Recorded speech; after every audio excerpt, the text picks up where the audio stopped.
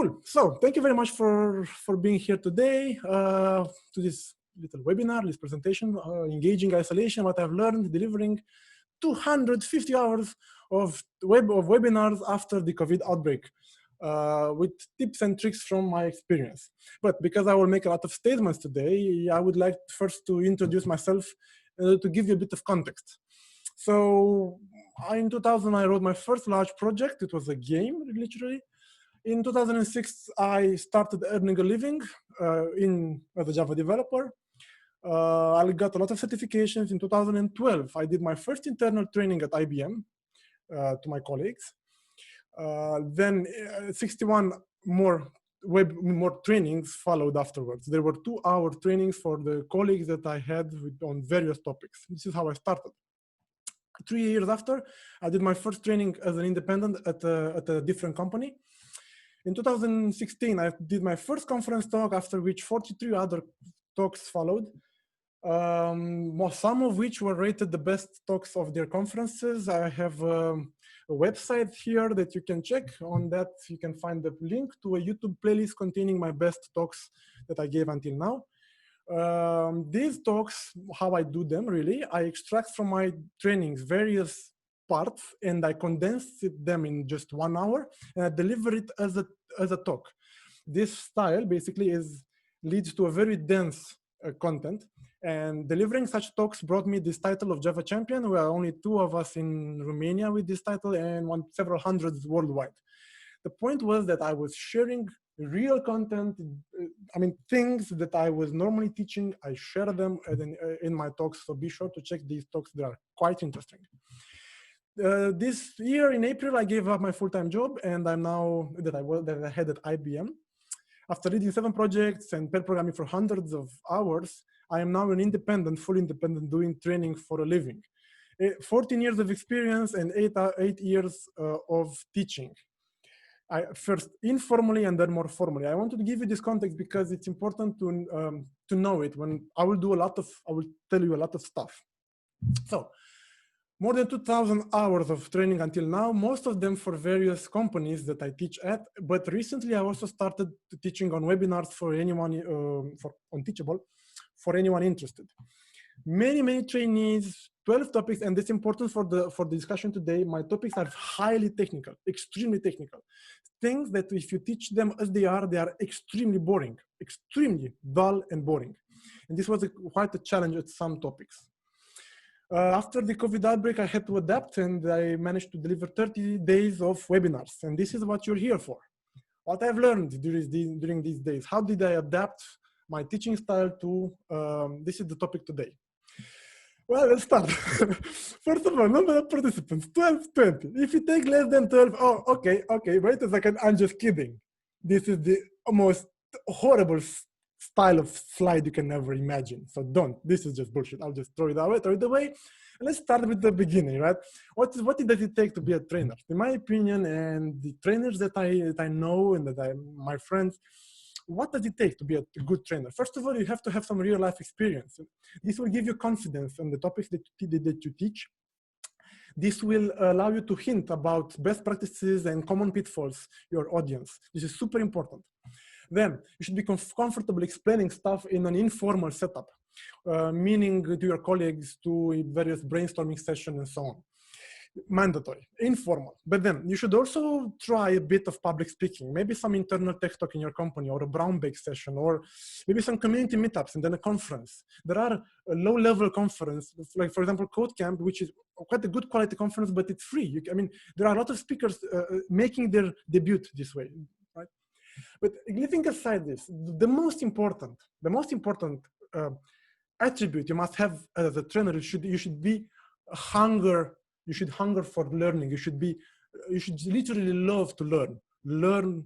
Absolutely be in love with learning. If you are here just for money or for fame or from ego, this won't get you anywhere. You will burn out in several months. It's a very intense activity. It's very difficult. And if you don't literally love to find out new things, you will just crash. Okay, so how many participants should there be in a webinar for it to be successful, impactful? Well, if you take less than 12, you might get too few answers.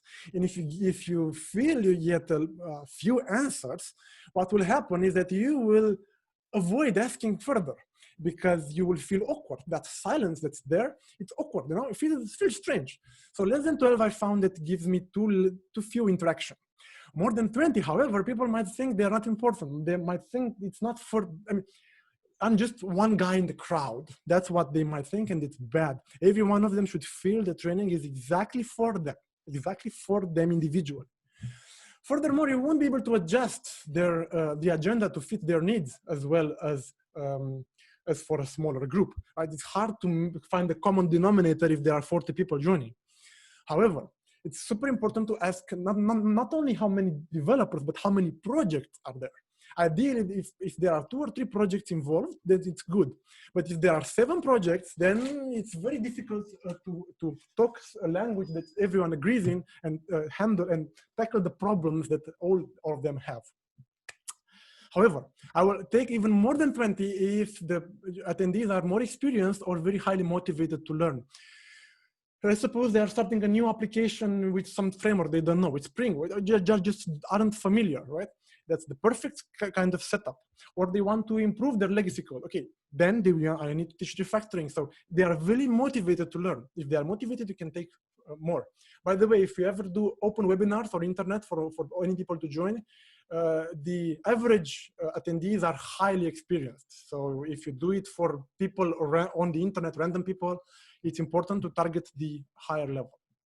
Now, how many hours should there be in a training? Folks, I started with 2 hours per day because this was still possible for people to join without having a claim ticket. I mean, they just came there on their own time. I started this way, and I will advise you do the same if you're teaching for your colleagues at your company. However, only if you do it for another, like a commercial offer for someone else, what I normally do is either 4 hours or 8 hours. Now, 8 hours, if you try 8 hours with a mid-junior team, their head might blow up. It's too much. After 4 or 5 hours, in my experience, anyone which is less experienced will just shut down. It's not missing, I mean, it's not, I mean, they don't mean harm, but they just can't take it anymore. It's too much knowledge, and they will just shut down. Just expect that after around 5 hours.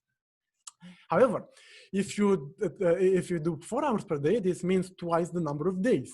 And the seniors won't be very happy because this might impact the development even further. So for a senior, they will prefer to join 8 hours, and I had this feedback. We would have preferred 8 hours because this would have led us to less impact in the production in our activity. The point is that after the training, we are exhausted. In the second half of the day, you can't focus as well, right? However, just as a warning, don't try to do webinars after lunch. It's horror.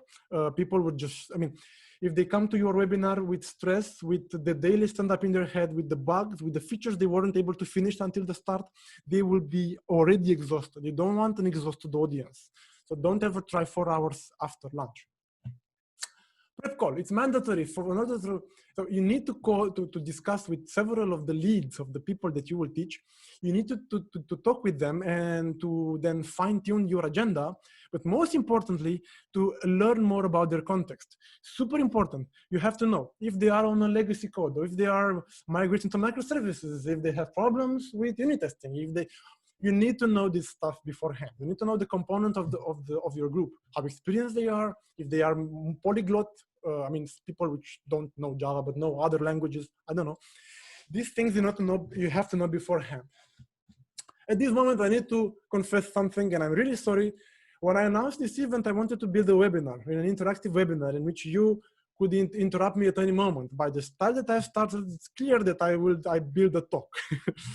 I had too much to say in such a tight time, just 1 hour. So look, the questions that you have, don't throw them away. Just note them and note ideally the number of the slide and ask me at the end. Or you can type in chat and I will answer the questions that I got in chat afterwards. If something is not clear or you want more explanation, just email me. There will be my email at the end.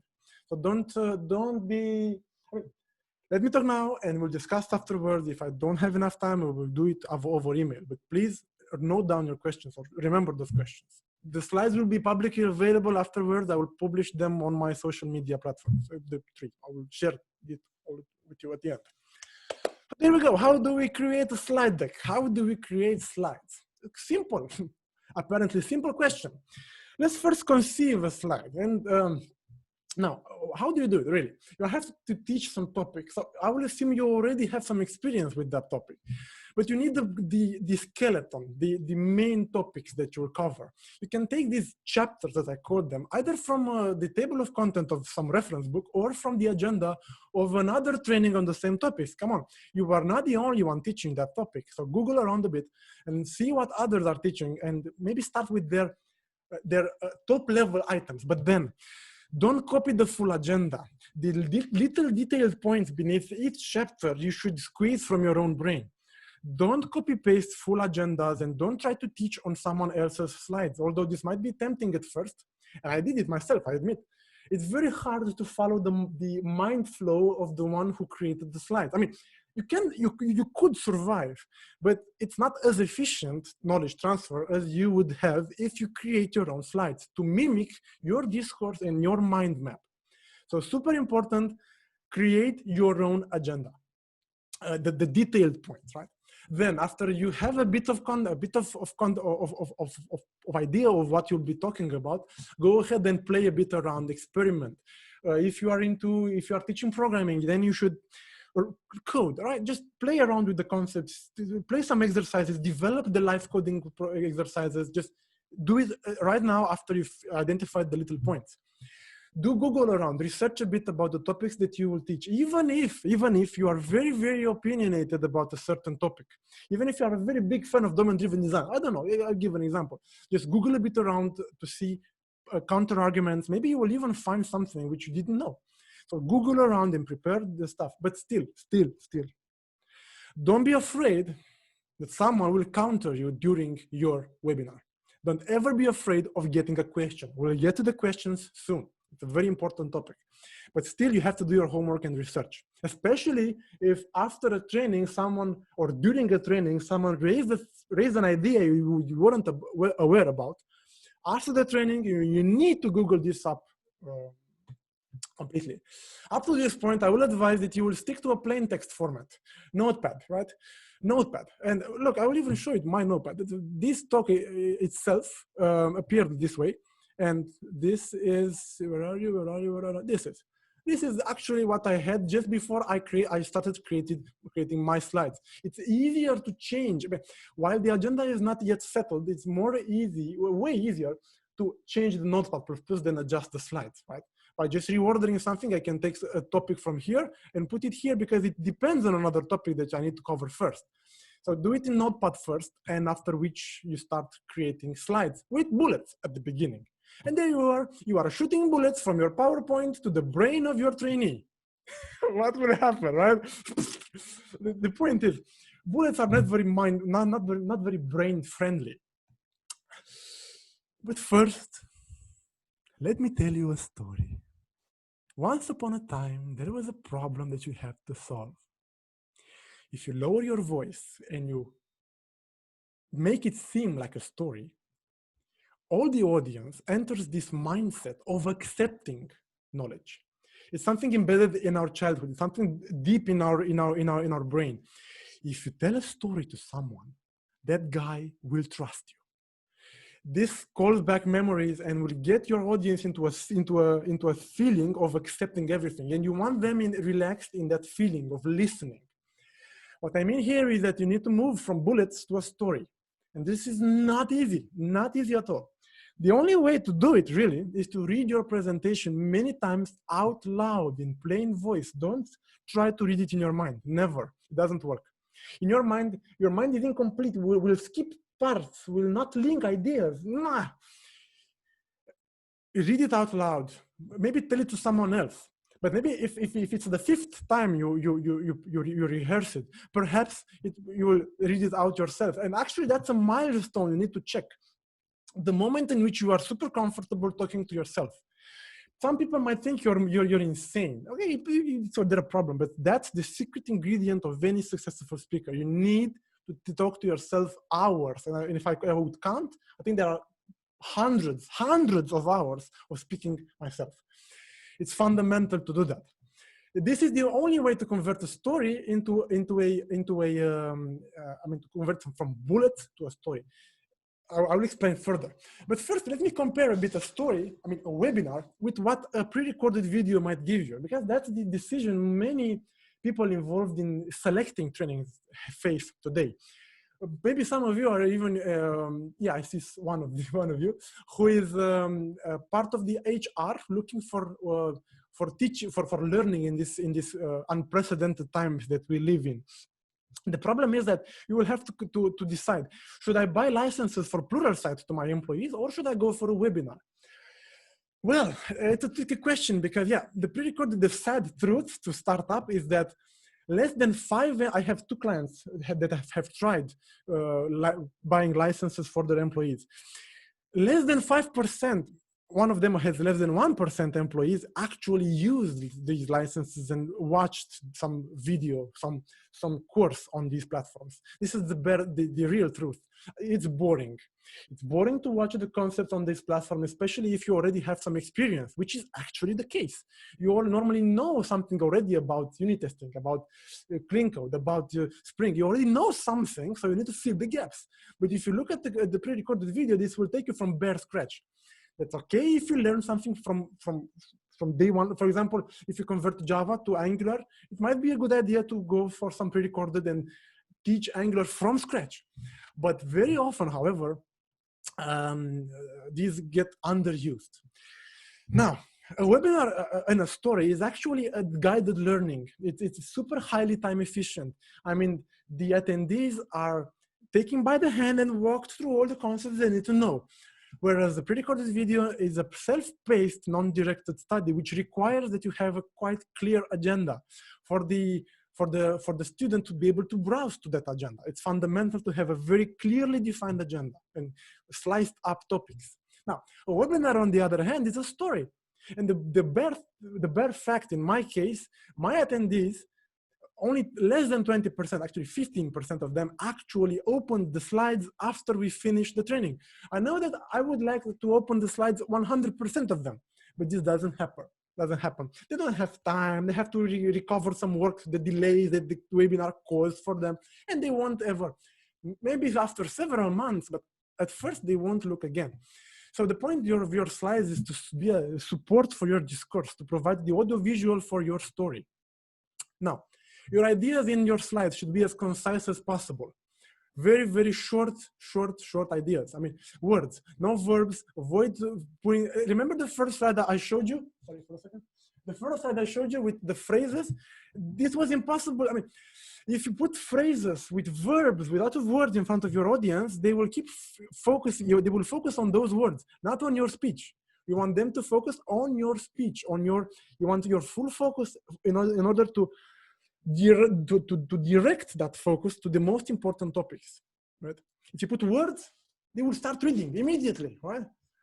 And furthermore, they will lock you down in that expression. You won't be able to express the idea anything else than what you've written there. And this is bad, because reading gets people, I mean, it might get your audience to sleep. And furthermore, it doesn't buy you credibility. You are more credible if you speak freely on the topics that you have to cover. People are more engaged if you explain them, right? Good. Now, more than 5 ideas per slide is bad. Ideally, 4 or 5 rows per slide.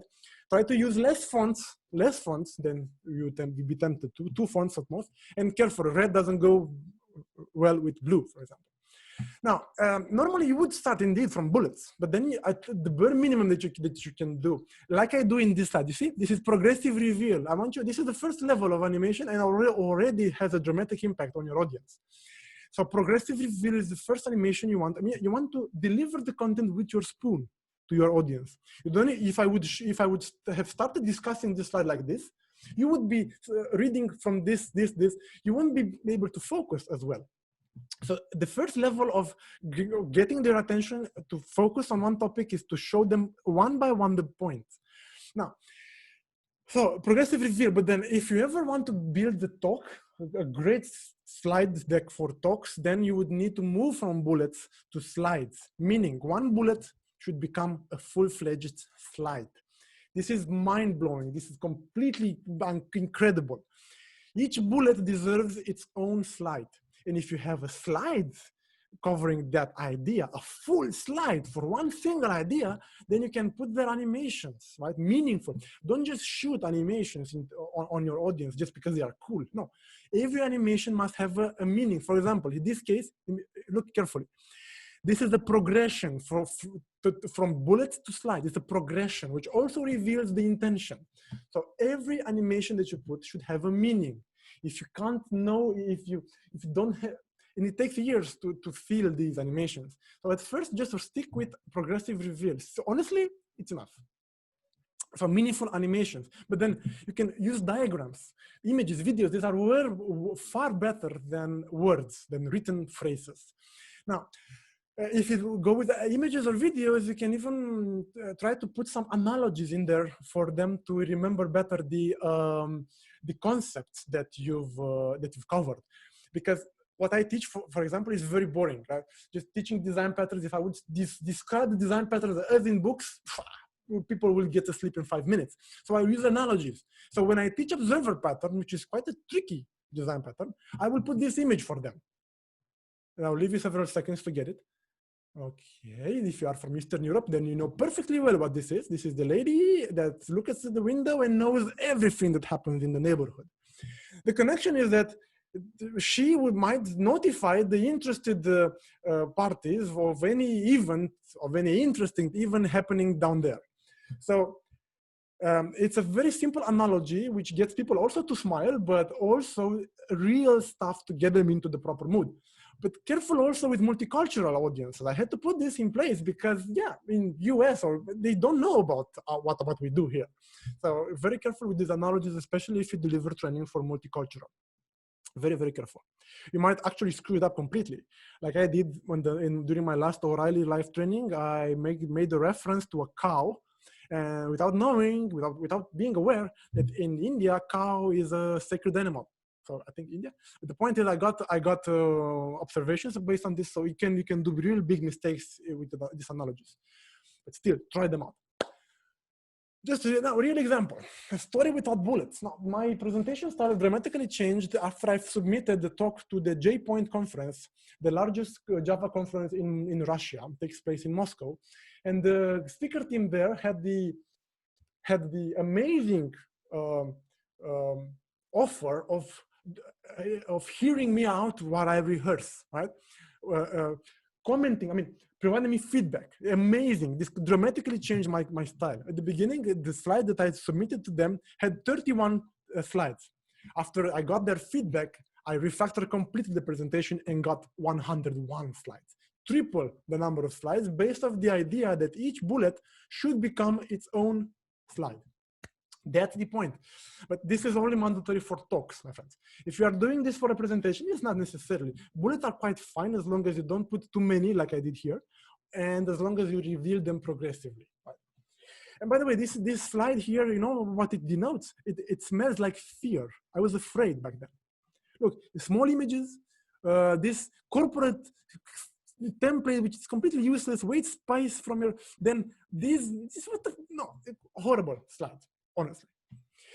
Now, another important thing, if you ever teach technical stuff like coding or something related to that, be sure to start with your exercises and have a lot more exercises than slides, especially for webinars. It's fundamental to have way more coding than slides.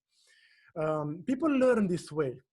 When we started to sum up things, we had one apple and then one more apple and then we had two apples, okay? So concrete to abstract. What I would suggest you do is you present the problem first in the code, highlight, prove the problem, and then move to slides and draw the conclusion. This is how people learn, actually. Then they move to higher level abstractions like this or the number axis, right? This is how every people ever learned, right? Now, if you go to slides and represent in a diagram or in several short words what you did in code, then you can tweak a bit or change a bit the diagram or put something new in and then switch back to code and play with that direction, right? Just move from one place to another continuously. That's the most engaging style. Don't just do slides for 30 minutes and then coding for 30 minutes, for Christ's sake, no. Mix them continuously. I know it's super hard to do it, really. And if you are just beginning your career as a trainer, don't necessarily need to do that, but at least try your slides to be as concise as possible, and don't shoot more than 10 slides at your audience before switching to code. If possible, do that. Now, if possible, try to run a poll at the beginning to vote them. We want to ask your audience to vote what are the topics which they found most interesting, the subtopics. Now, what do you gain? By the way, what do you do with this information? You will insist, we will spend more time on those topics they think are most useful for them. But what you gain more than that is that you will prove to them live at the beginning. So minute one, you will prove to them that your webinar is dedicated, is customized exactly for each and every one of them. That's what you gain. You start with the right foot. You start with the idea that I'm here for you, shoot, right? So you should, voting, and look, what I did, I was teaching design patterns. Actually, the training group that I have, I just had a webinar just before this, and I had them yesterday to vote what are the topics, the design patterns that we would like to focus on, and we decided to focus on these topics. So do this voting with them, and this is how you want to start a webinar. What do you want to hear about, right? Because that's the difference. If they wanted a pre-recorded video, there are so many of them out there. But the point is to dedicate it for, today the challenge is not to find knowledge, is to find the efficient way of learning it. And now, if you teach the same topic for the 5th time, I would challenge you to start with the topics they like, to reorganize the agenda, but this is way harder. It requires you that you can reorder dynamically. It's way harder, way harder. It requires you to know the dependencies between the subtopics and be able to juggle them dynamically. Very hard, but very impactful, super important. I mean, just imagine the feeling. What do you want to do? We want to do Mojito. Okay, first thing we do, Mojito, right? You start with the right foot. Seems hard. Okay, yeah, it is hard. And you will probably feel a bit of fear at the beginning. And it's normal to feel fear. I want you to convert the energy of this fear into energy to rehearse, because that's what you should be doing, rehearsing in full voice, in the bathroom at the beginning. I did it quite a lot. But then how much do you rehearse? Twice more than you intended to. I would suggest at least 2 or 3 times for any webinar you do, and if you're aiming at talk, I would suggest 5 or more times, a lot. I mean, hundreds of hours. Now, as you do this, you should have the slides printed out and the red pen to change what you didn't like. But the purpose of rehearsing is actually to learn your stuff, to be convincing, to learn it by heart, to anticipate that now it will follow an animation that will show you this. You should need to know this, no? It provides you more credibility, by the way. So the first rehearsals you do, the first run through your content should be in your native language, in one you are most fluent in. But then the last 2 rehearsals should be in the target language that you aim for. Why? Because there might be expressions, ways of structuring your phrases that aren't familiar to you. I literally Googled up a word before this presentation because I didn't know how to tell that. But then you want to rehearse it in native language. It's fundamental, but in the target language. Now, to be more intense, the rehearsal, I will suggest that you set as a goal to finish in 90% of the time that you are supposed to finish. If you do this, you will add an extra stress factor, and you'll be more efficient and more focused. Trust me. If you just sit there and try to speak out, nah. You want to be with your time in your hand, it's constantly looking to be stressed a bit. This is the best way to reach a similar level of focus as the real stuff. So you should rehearse until it sounds like a story. In case you're curious, for this presentation in particular, starting from scratch, I spent around 20 hours to design this 1 hour of talk. However, you need to take into account that I have quite an experience of designing slides until now. So you could expect, at first, I would say 40 hours for this. So it's a lot of work, folks. Now, Every talk and every webinar out there has a challenging, has a tricky part. That tricky part you want to brainstorm with your colleagues, with communities, or even on a conference to brainstorm it, because there might be exercises, there might be pros and cons, or best practices which you aren't entirely particularly sure about. Brainstorm them with your colleagues. Do a little brown bag session with you in your company. Try them out a bit. Explain them to your cat. I don't know. Explain them to someone who can give you feedback, right? And there we go, things start up, so you will be performing. But first, there was silence. How to break the silence? With the icebreaker, of course. How can you do? What can you do, really? So first thing you might want to do, play some music like this. And then ask them, where are you joining from? Are you from home or from remote?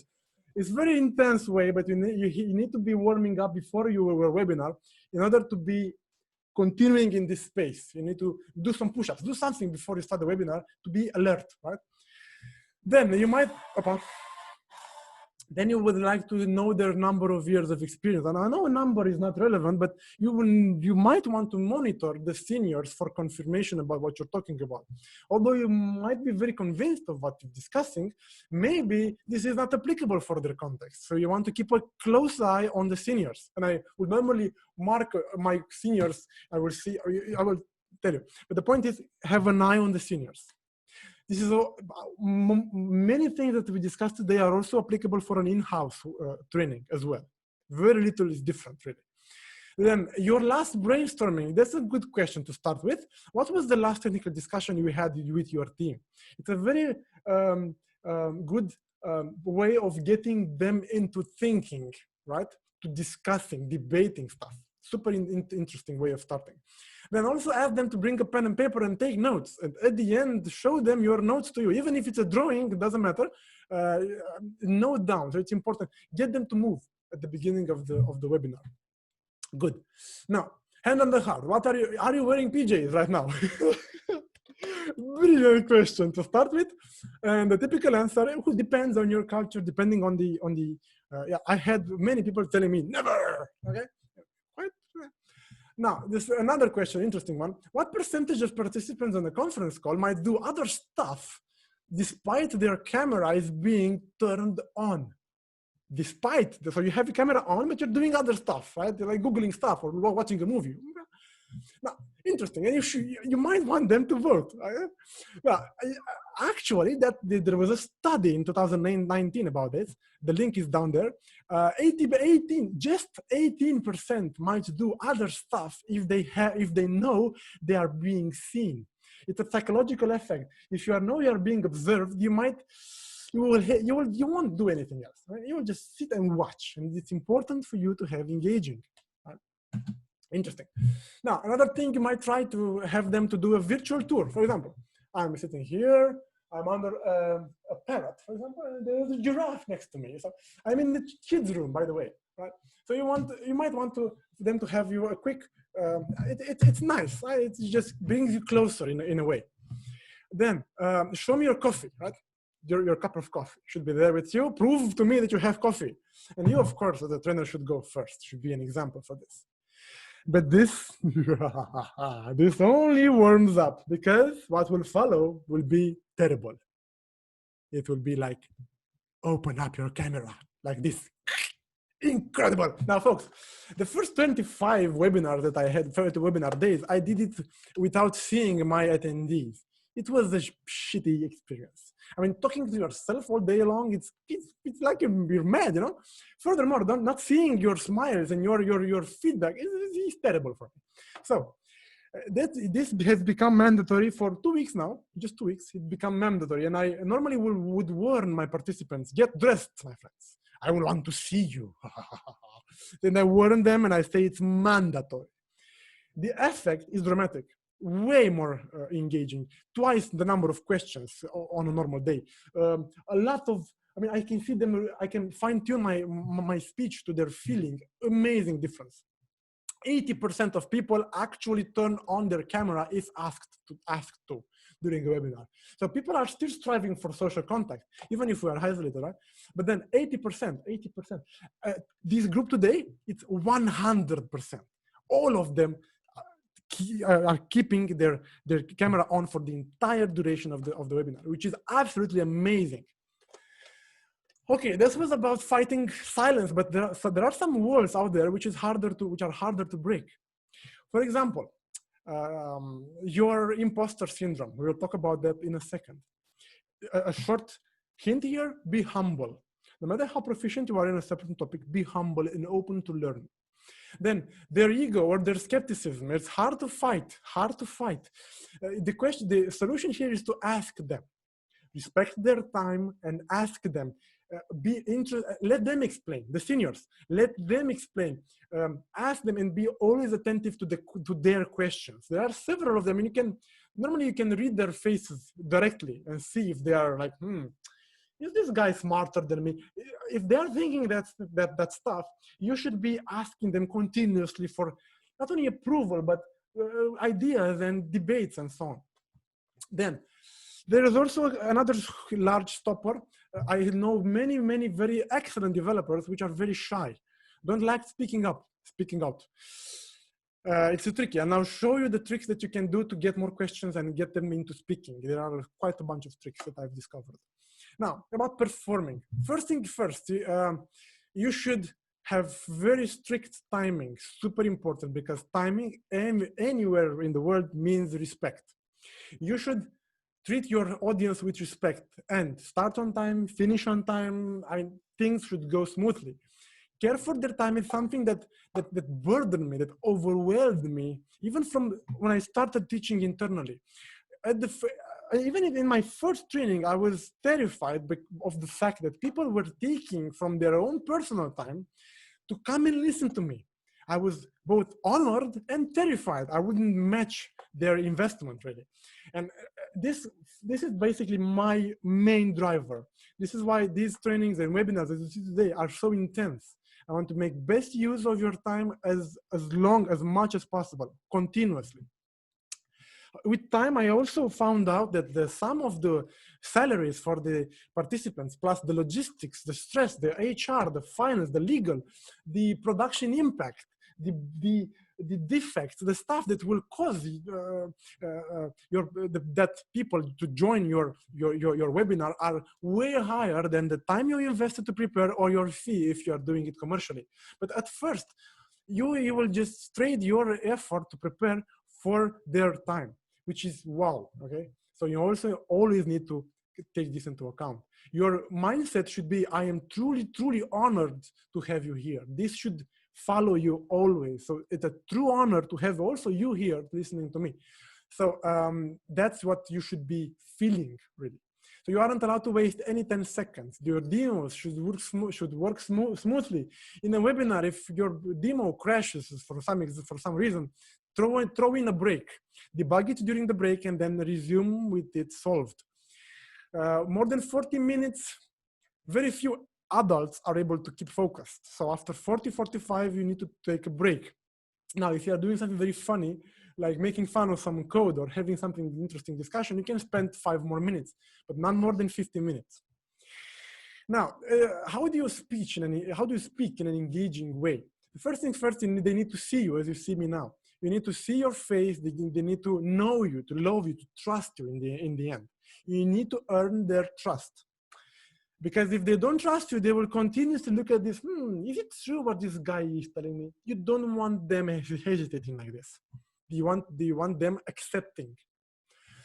Now, you should change your voice to keep things interesting. Change your volume or change your pace in Johannes style. Or maybe my precious, do inflection stuff, right?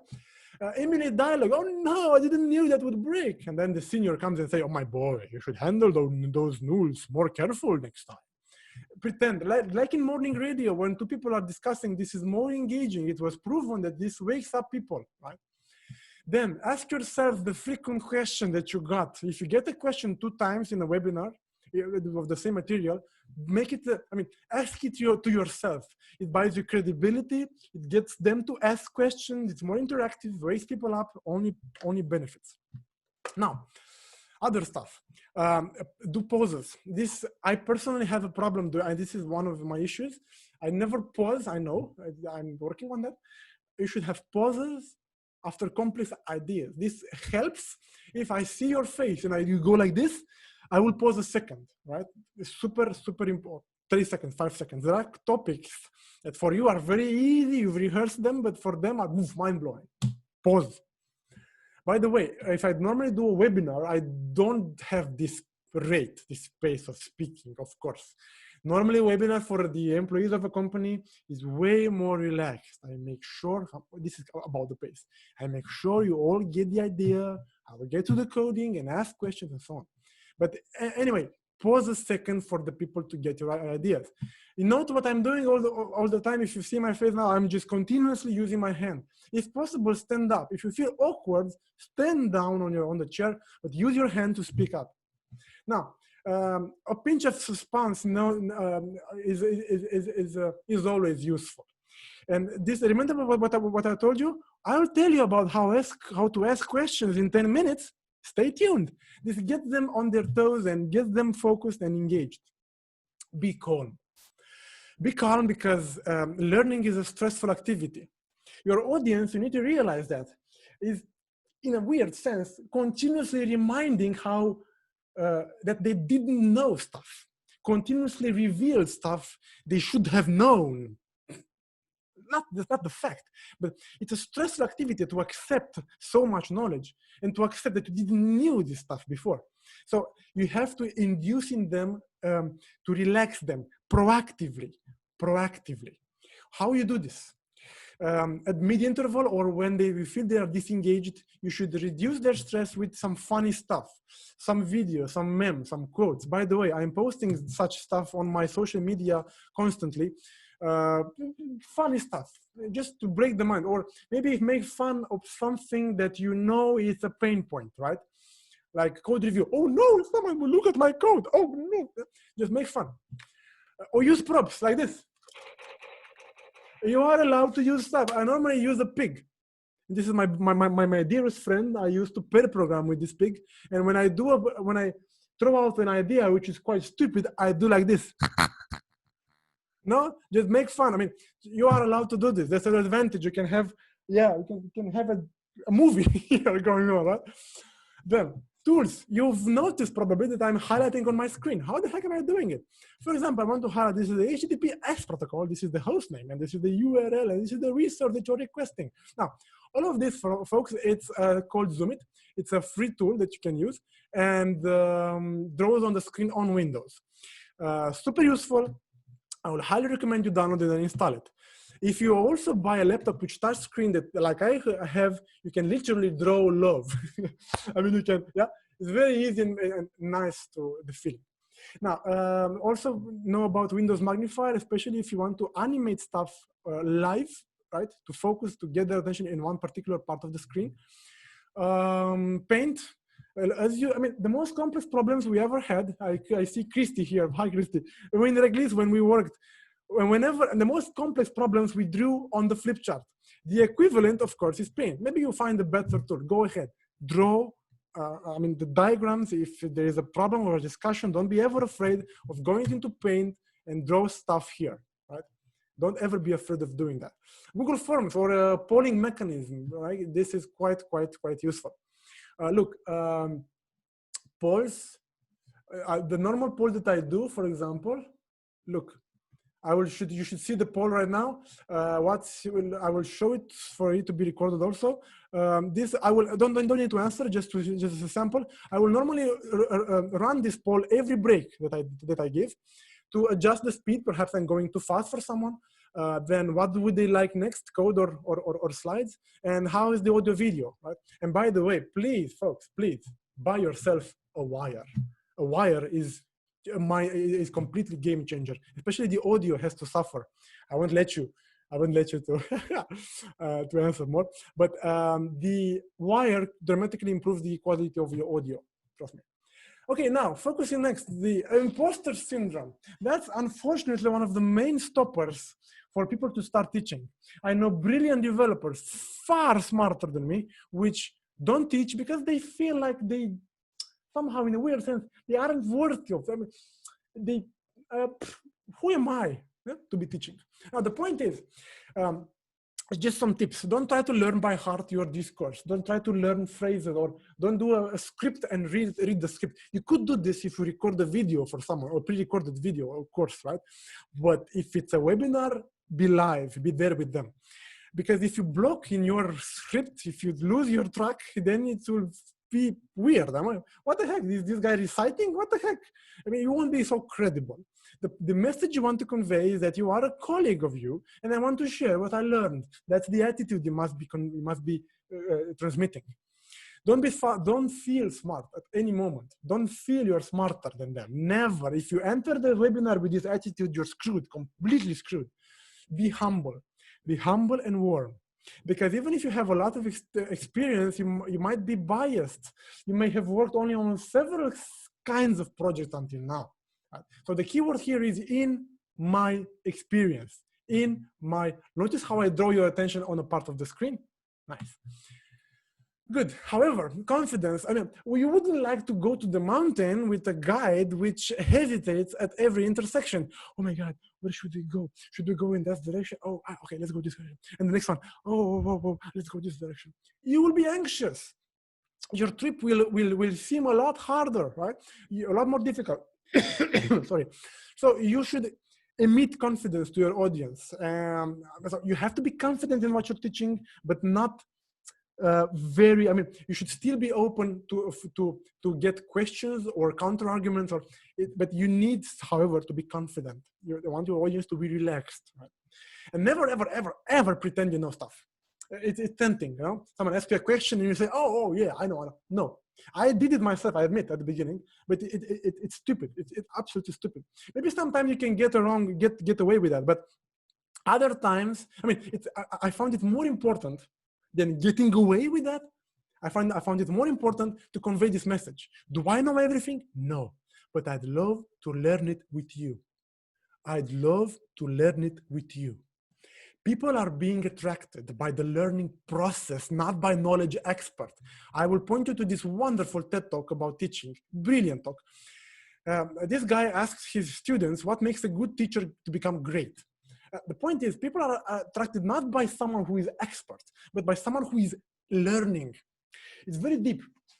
Folks, imagine, you put yourself in the shoes of your audience. They should be learning all day, right? Learning. Now, if you yourself learn in front of them by Googling something up, for example, then you prove to them that you are also a learner. You become a role model for them. They will be more eager to follow you in your journey. That's the idea. The learning process attracts people, not the actual acquired knowledge, right? The learning gets people up, gets people close to you. So you want to be learning in front of them. So Google up stuff, even if you do. That's why I said, if something you don't know, just Google it up. If it takes longer than 10 seconds, you don't want to waste their time. So maybe Google it up afterwards and say to them, I will answer you by mail to this question. Okay? Another quote from the same TED Talk down there. So I would really recommend you watch this. By the way, I will share the slides on the social media afterwards with the links inside. Another quote. A great teacher eats apples. What the fuck? Eats apples? I don't even like apples. No? What's the point? In primary school, kids used to give apples as gifts to their teacher. The point is gift. Most people have this tendency of giving something back when they receive something. It's natural. So if you give them knowledge, they will want to give you something back. Don't expect from them, don't expect real stuff. What they can give you back, however, is knowledge, their own experience. So you should enter your webinar with this idea.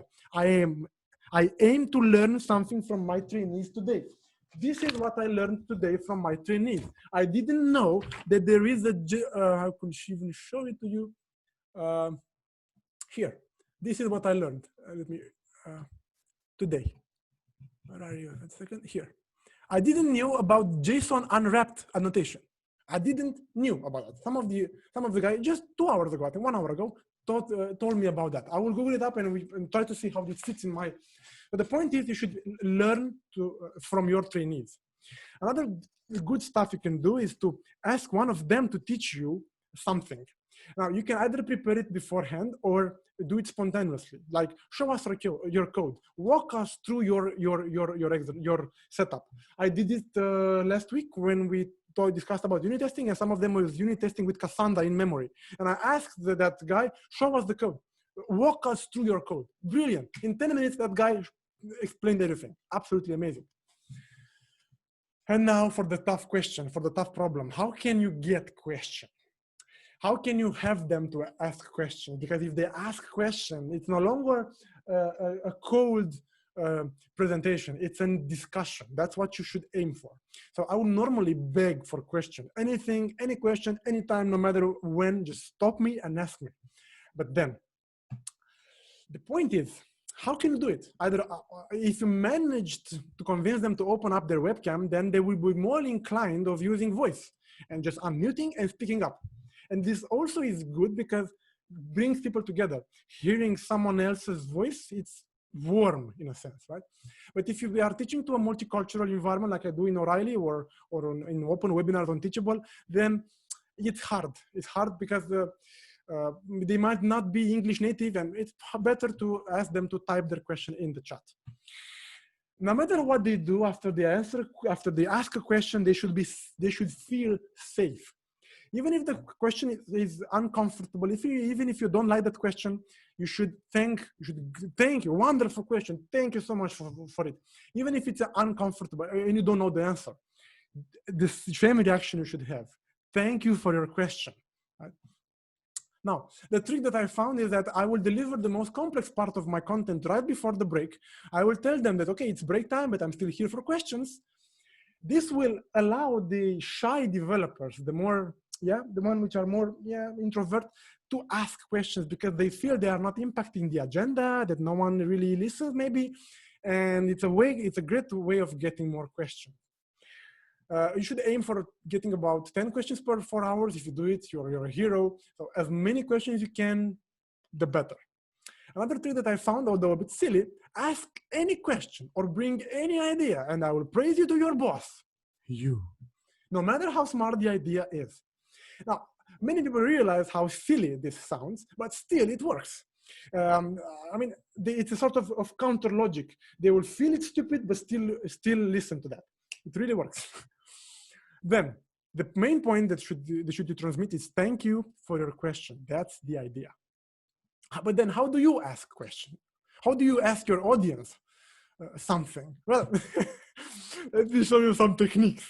Well, first of all, when you ask you should ask a question. Like I ran the poll with you just now. I do that poll almost every break to get the polls. Are you going too fast, too slow? What they are in the mood for? So I just showed you, right? Then a quick poll like rate your understanding 1 to 5. How clear is it for you? Or a binary question, true, false. What I found to be very, very, very useful is the gladiator grading, as I call it. Do this, ask them, especially if they have the video on, ask them to give you a grade. Are you okay with that? Are you, or is it completely wrong, what I'm saying here, right? Visual, this gets them to move, engages them, oh yeah, it's silly, but it moves them, you know? Good.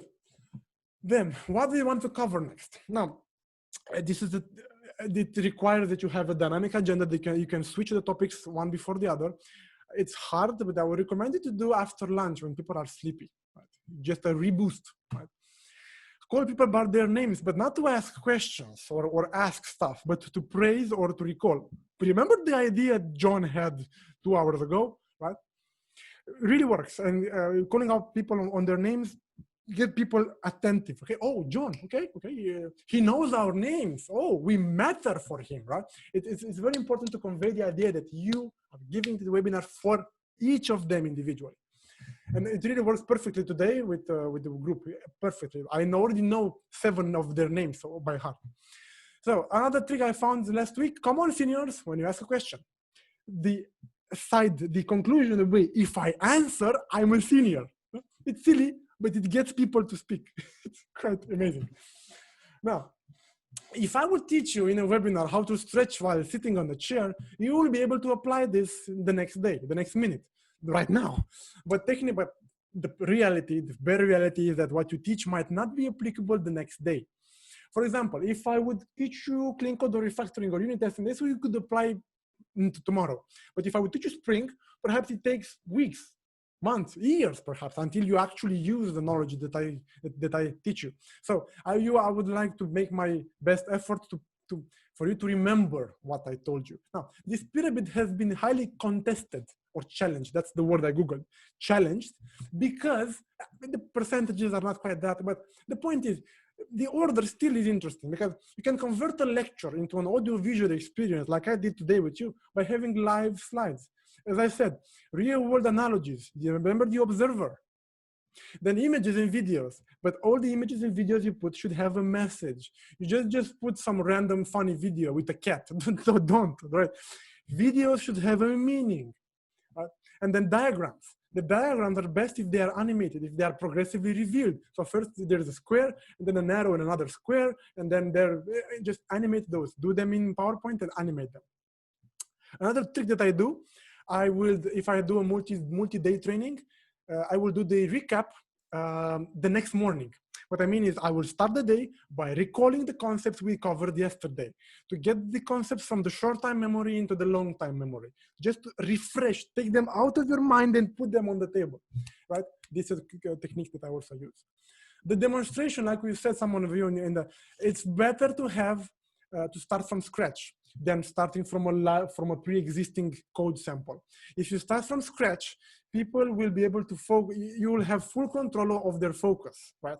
And I will probably live code as much as possible because this gets people, you are discovering, experimenting, playing with them. You want them in this mood, right? In the discussion, I will repeat, we should be humble, confident but humble, open to questions, warm, just warm, right? And polite. Very careful, very careful. There are some of them out there. There will be technical leads joining you, people with 10 years of experience. You need to be polite with them. Who knows? Be polite. Right? Exercises, we will cover this in a moment. And then also I told you it would be great to have one of the trainees explain the concept to the others.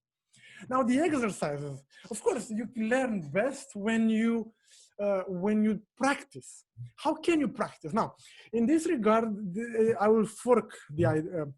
In my personal context, I am dealing with very heterogeneous experience levels because I teach the employees in various companies. I upgrade their skills, but they can be graduate hire, 1 year of experience, 7 months of experience next to the 15 years. I had once 33 years of experience in my training. And whoa!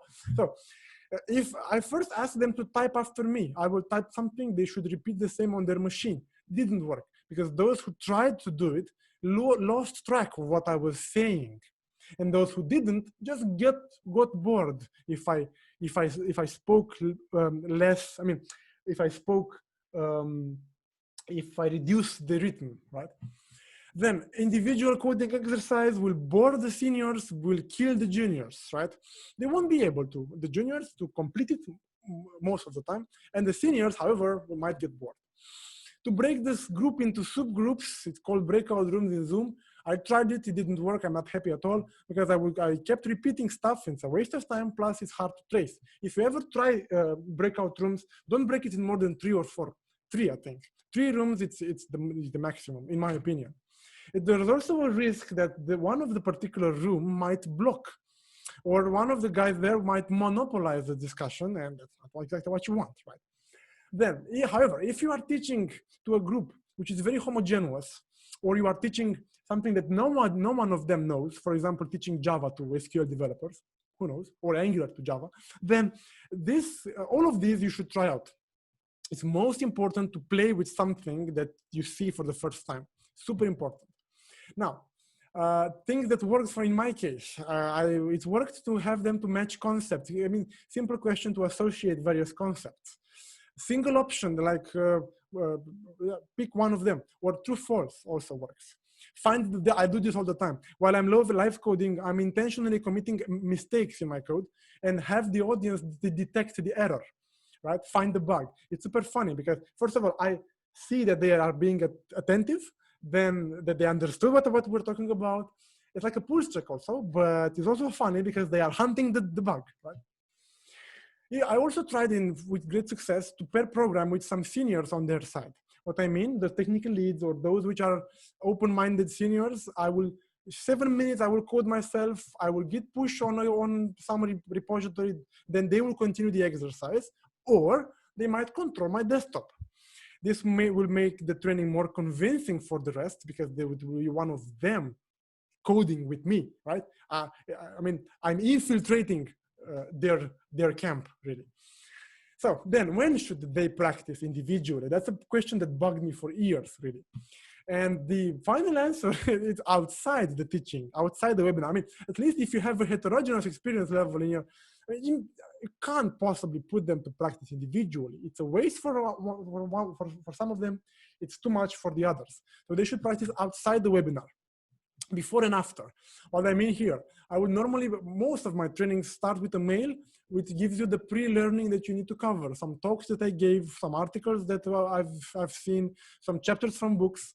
And then for some topics, I will ask you to do some homework before you join. It shouldn't take more than 2 hours, that exercise, and I will ask you to upload it to some drive somewhere. It's very important for them to have this feeling. And I will say to them, it is mandatory. The purpose of this homework, however, is to raise them problems. I don't want people joining my webinar like, let's see what's new. No, I want people joining in with problems, with stuff to fix and real issues. I want them to raise me questions, right? That's the point of the home assignment, of the before assignment, to have to raise problems for them.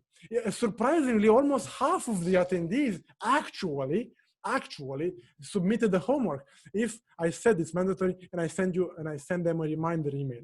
It's very useful to get them into that mindset before the webinar. Now, normally for years already, I offer 2 weeks support, and I will advise you do the same. After your training, you should be available for questions for at least 2 weeks.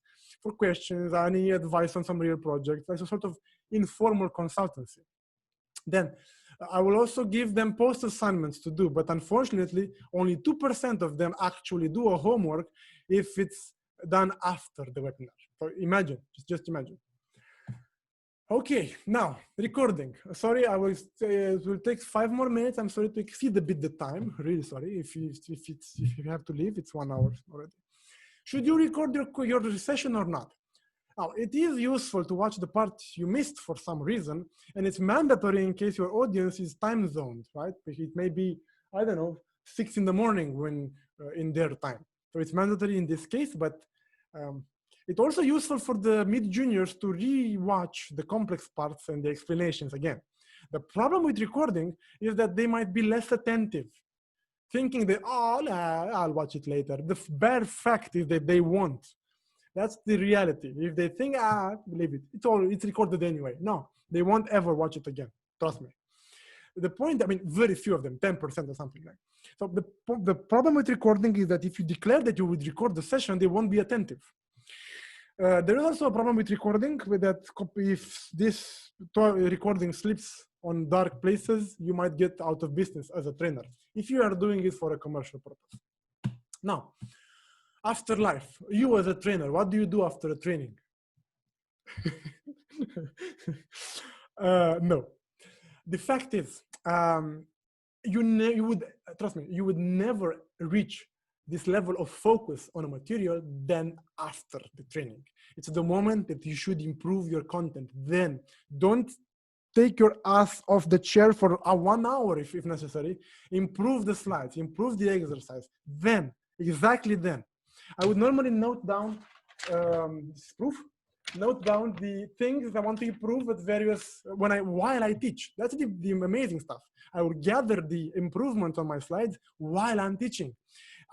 At first I felt bad eating from their time, but then if it's fast, they are actually are enjoying it because it means your webinar is alive, it evolves, that you are also learning and improving like they are supposed to be doing, right? Feedback, oh, painful. This is written in blood, right? Feedback. first thing you do, you need to face it. Oh my God, all of it, all of it. Study it. Now, in order not to break your evening, perhaps study it the next morning or whenever you can use it to improve your content, right? Because I did mess up some evenings by reading some feedback. Not always it's perfect, right? Report it honestly to your clients or managers, always together with causes of why it happened and how to fix it next time. Super important to be honest, to be open. Then with feedback, if you want to get feedback, ask it during the webinar. 70% answer if I do it. Not after the webinar, only a minority actually fill up your feedback. There will be an example here, you can click on it afterwards. It includes the Net Promoter Score, which is a key metric for quality of something. What's the chance you will recommend this to a colleague? That's how it sounds. Then if you ever get unexpected negative feedback in the feedback form, then you screwed it up. Anything bad that happened, you should have detected it while the training. I mean, you might be unprepared for a part of the training. Okay, it happens, but you need to know and you need to feel that the audience wasn't happy before they get to the feedback form. And the last thing is that you need to realize haters do exist. In my experience, 1 every 200 developers gets me, I mean, keeps quiet for the entire duration of the webinar. At the end, it gives you a bad, terrible feedback. It happens. Haters do exist. Now is the time for questions. These are all my contact details. I'm everywhere. I'm here. This is my curriculum in case you're interested. And now we will try to answer as much question I can.